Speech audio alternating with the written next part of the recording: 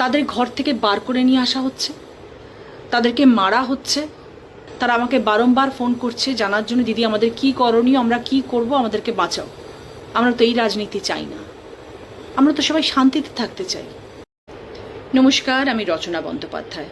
2026 বিধানসভা নির্বাচনে বিজয়ী প্রার্থীদের আমার অনেক অনেক শুভেচ্ছা, অভিনন্দন। গণতন্ত্রের লড়াইয়ে মানুষের রায়কে আমি সম্মান জানাই। গতকাল থেকে এখনো পর্যন্ত আমার হুগলি জেলার বিভিন্ন প্রান্ত থেকে আমার দলের কর্মীরা আমাকে বহুবার ফোন করেছেন। তাদের উপরে নির্মম অত্যাচার করা হচ্ছে, তাদের ঘর থেকে বার করে নিয়ে আসা হচ্ছে, তাদেরকে মারা হচ্ছে, তাদেরকে হুমকি দেওয়া হচ্ছে, তাদের অফিস ভাঙচুর করা হচ্ছে, তাদের অফিসের টেবিল চেয়ার সব রাস্তায় ফেলে দেওয়া হচ্ছে। তাদের এতদিনের সাজানো গোছানো অফিস, তাদের কত স্নেহ, কত ভালোবাসা,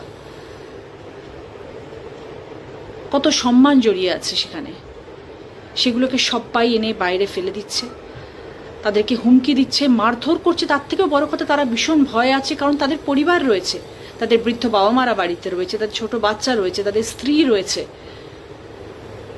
তারা নিজেদের প্রাণের সংশয় নিয়ে বেঁচে রয়েছে। তারা আমাকে বারংবার ফোন করছে জানার জন্য, দিদি আমাদের কি করণীয়, আমরা কি করব, আমাদেরকে বাঁচাও।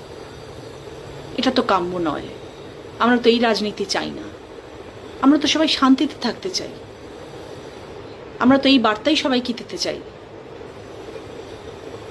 সংগঠিত রাজনৈতিক দলে তো কর্মীরা শৃঙ্খলা মেনে থাকেন, তাহলে কেন এই ভাঙচুর, কেন এই মারামারি, কেন এই হিংসা, কেন প্রতিহিংসা, কেন এই বিশৃঙ্খলা করা হচ্ছে?